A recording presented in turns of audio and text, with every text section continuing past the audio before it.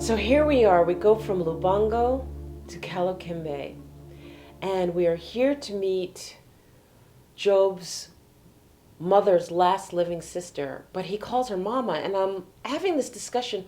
Why do you call her mama? She's your aunt. Well, you all understand, in Africa, she is considered my mama because my mama has passed, so she's the last living mother. It's my mother's equivalent, elder, sister. She's my mama. That's just how we are. And his cousins aren't his cousins are his sisters and his brothers. And I'm like, but they're cousins.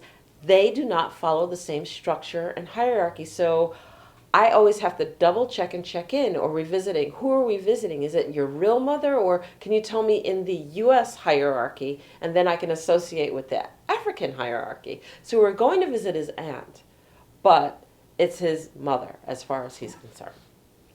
And we take another 4-hour journey by van to get to the town of Calouquembe. And we have instructions by his sister Xenia and his actual sister Xenia, to go to this location. So we get to the main market at Calouquembe, and we're told to take the motorcycle cab rides. Now, when I say cab, that implies motorcycle, okay? So we are told to take the motorcycles to this location, and he goes, what's the name of the location? And it's stated, and then he goes, I don't understand what you're saying. His sister says, give the driver the phone, and she talks to the driver direct. They take us 2 miles, and they just drop us off on the main road in front of this house. Okay. So the people from the house come out, and do you need a drink? Yes, we'll take a drink. And we grab something to drink and some waters, and then they put 2 chairs out for us, and they're like, you might be waiting for a while. Do you know your family? And we're trying to get to, and he names his mother's sister, and it's like, oh, I know them. They're distant relatives of ours. And come behold, the house that we're standing in front of, these people are distant relatives. They're related. I'm like, this is going to be an interesting trip.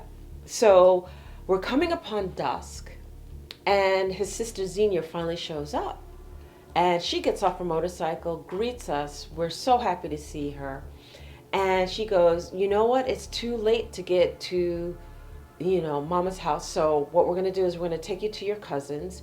We're going to walk there, and we'll go there. You'll spend the night there first, and then I'll meet you, and we'll take you over to Calouquembe. So we start walking down this path, and she says it's a distance. It's a couple of miles just to get to the cousins. And then all of a sudden a motorcycle comes, and we're introduced to the person on the motorcycle. This is your cousin Dominguez. This is Job, this is Enolia. Okay, Enolia, get on the back of the motorcycle. You're going to the cousins. Job and I will walk. I can wait with you. No, get on the back of the motorcycle. Okay. So there I am. I have this heavy backpack on my back, and I'm on this motorcycle, and we're on this dirt road. And I'm telling you now, you need to be an expert motorcycle rider for these dirt roads. They are dirt, they're soft, they're hard, and then basically they're divots, and you're on this like 5-inch edge before you fall in the divot. And matter of fact, I didn't realize how important the balance of me not carrying a heavy bag on my back happened, and I fell off the motorcycle. And he looks at me, and I go, I'm okay. And I don't think he was really asking if I was or wasn't. He just expected me to get back on the bike, and I did. And I go, but this time, you have the bag. And he takes my bag from me, and he puts it on in the front of the bike so that I'm not juggling anything weighty in the back. And I'm like, okay, I got to write this one down. Fell off the motorcycle on the dirt road on the way to Cousin Dominguez's house. And so I get back on the motorcycle, and we get there right at dark. And so I meet his cousin Ruth, which is his wife. And then Dominguez goes back. His wife? It's his wife. Dominguez, the gentleman on the motorcycle, is actually our cousin, Job's cousin. And so he goes back to get Job and Xenia because they're still walking, and they leave me there. And so Ruth, who doesn't speak Portuguese, so there's not even me slightly understanding, she speaks Umbundu. So we're now out of the Portuguese realm. And I'm like, okay, so what do I do? Big smile, big smile. I don't know you. I don't know who you are, but I'm here and I thank you for welcoming me and thank you for the chair. And I don't know what to say to you, but I'm here.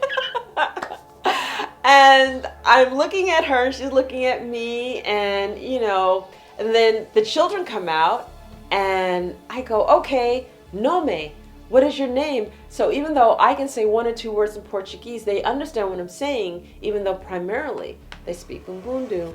Meanwhile, Dominguez is gone and he goes and he's driving the motorcycle. And about half hour later, both of them come back on motorcycles. Dominguez apparently called somebody else and got both of them and brought them back. And there I am sitting and smiling at the children and really not knowing what to say or do. And I'm kind of quiet, but I'm smiling, not mean or anything. And, I get the children's names. I couldn't remember it if I tried because there were so many. There were 6 children and all told me their names at once. And I just didn't have the memory to remember immediately. And I'm like, I smile and then we eat. We eat outside in the dark and we have fufu and greens and it's beautiful because I was like, when did she cook? I didn't even see. Maybe that's where she disappeared to. She was cooking. Oh, I get it. She was cooking and she must have told the kids to keep me company while she was cooking. Oh, and those realizations always happened after the fact because I didn't get it. So we are outside and we're looking at the stars and this night sky is so clear, everything could be seen.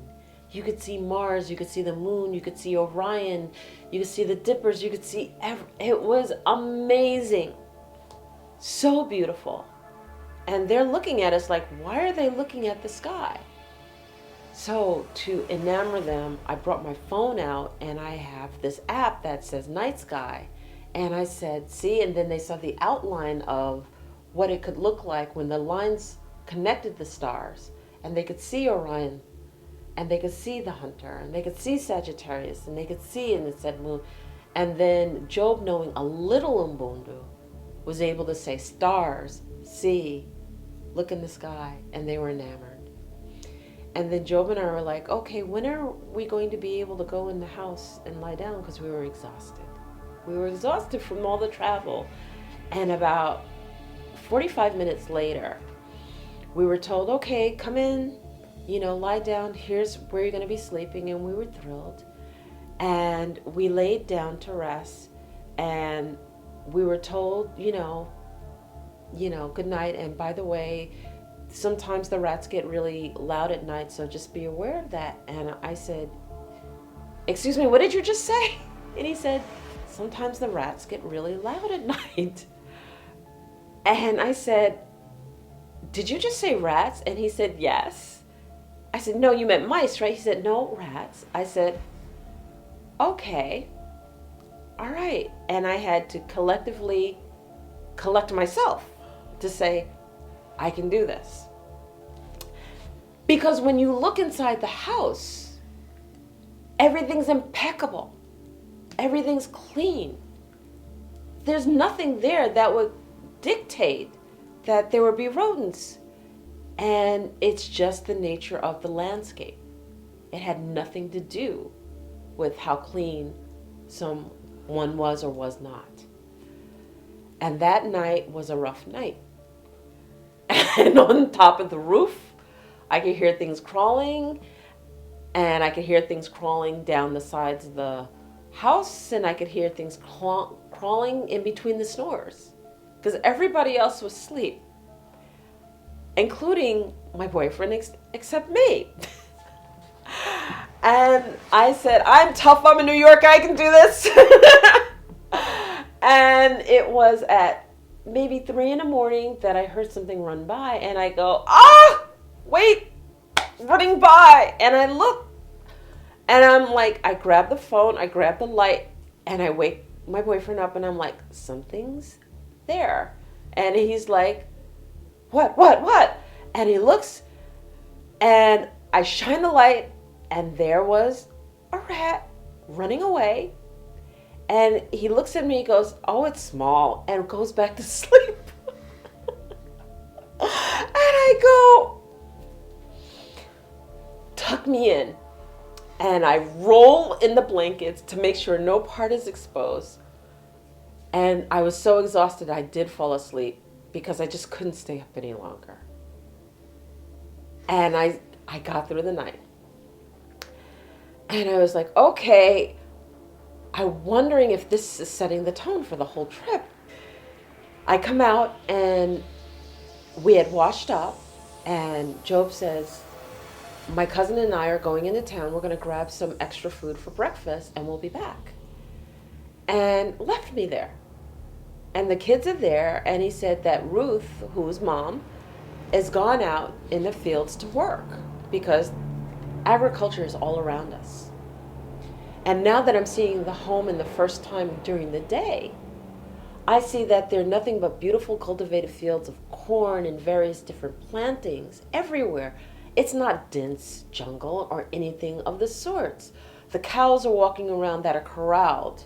A child, 8 years old, is manning all of the cows, these bulls that are 10 times his size, and there are 20 of them. So there I am looking at the kids, and the kids are looking at me, and they feed me breakfast, which is roasted corn. And I was like, no, you eat. And they're like, no, you eat. And I already have it in my mind, because those who have meager means, this might be all that they have to eat. And we tend to take things without thinking, being outside, not understanding that that could be all they have means for. So I take the corn, I break it in half, and I keep one half and I give the other half. And the oldest son, which is about 12 years old, delegates it out to one of his sisters. And it goes, Adi, which is the little girl who is 14, and then the son, and then 4 girls below him. And so I eat the corn and I'm satisfied. I've learned not to need a lot to start off my day.